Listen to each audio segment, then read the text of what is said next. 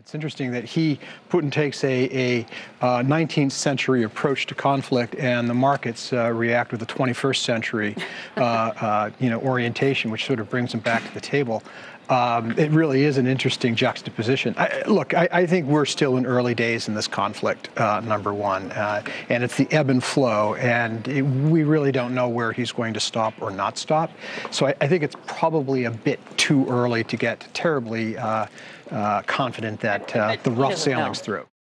I don't think this is going to be the kind of thing that's going to weigh heavily on markets. In fact, we see this as having limited economic impact and also limited financial market impact. It'll be a distraction, it'll be headlines, it'll add to volatility, but we don't think this undermines either the recovery in Europe or the ongoing recovery that we're seeing in the United States that we think is a more important story here when you're talking about the market impact. I mean, even if... Well, I think this is all about Facebook making a very small bet on a very long-term growth plan, which is to really be interwoven into the developing internet in developing countries across the world. Right now, you see Google and Larry Page making lots of moonshot bets. You know, they've got driverless cars.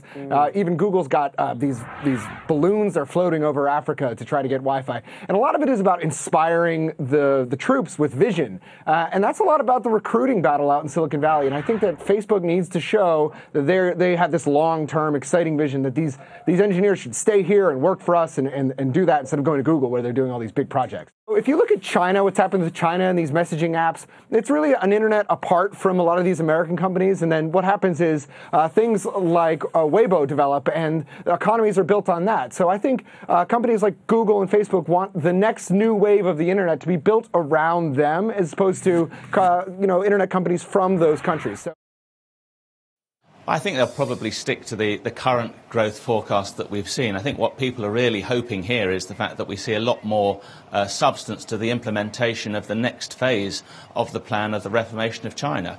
So, we've already seen the consolidation of power. We've seen the clampdown on corruption. And now what people want to see is how they're going to actually manage the growth, how they're really going to transform the economy, and how they're going to move it from that export-driven economy into a far more domestic consumption-orientated one. And those are the hints that people will be looking for. What people are hoping we'll hear about is that, steps forward, as you say, environmental protection in things like the water treatment plants, how they're going to maybe crack down on some of the state-owned industries who are the large polluters at the moment, and reformation in things like healthcare and public services going forward. I think we probably will hear a lot more, but it's going to be one of these things in China that it'll be probably less than people are expecting, but it'll set the pathways, and that's, I think, the best we can hope for.